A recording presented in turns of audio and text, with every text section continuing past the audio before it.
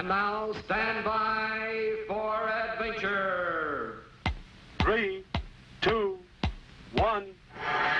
In the exciting story of Manhunt on the Moon. Interplanetary investigator Colonel Bleep and his space deputies, Squeek and Scratch, floated to a stop just above the surface of the moon. They were searching for some trace of the terrible Doctor Destructo among the thousands of crater marks that dotted the strange landscape. To Bleep, it appeared that these craters might have been caused by thousands of meteors crashing down at terrific speed. But many scientists believe the strange markings are the scars of a tremendous bubbling action caused when hot internal gases escaped to the outer surface back when the moon was soft and pliable. Scratch, however, imagined the many craters had been left long ago by violent volcanic eruptions, similar to those the planet Earth had experienced from time to time. Then something below caught their attention.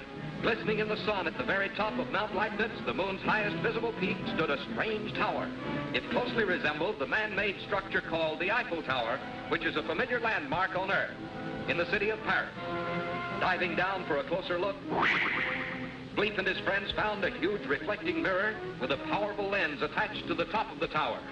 This had been the moon power device used by Doctor Destructo not long ago to guide the runaway rocket straight down toward 00 Island. While Bleep and Squeak searched for clues, Scratch peered through the powerful lens for a telescopic view of the Earth beyond. But as he looked, he froze with horror. For there, with one foot on South America and the other on South Africa, stood a tremendous black giant. Actually, it was only a highly magnified shadow of the caveman himself, projected nearly 250,000 miles through space by the light of the moon.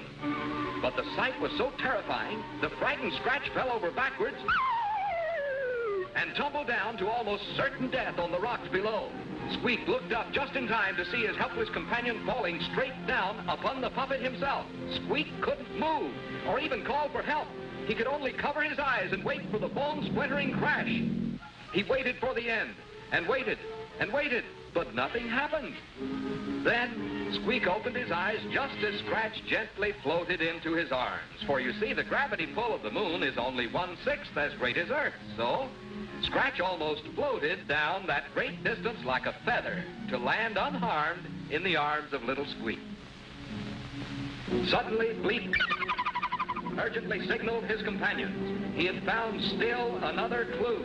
At the base of the tower was a scrap of notebook paper covered with the hasty scrawls of Doctor Destructo's own hand. To the others, it was only a jumble of strange symbols. But to Bleep, this was a flight plan, Destructo's own flight plan. And it told the colonel exactly where this master culprit had gone.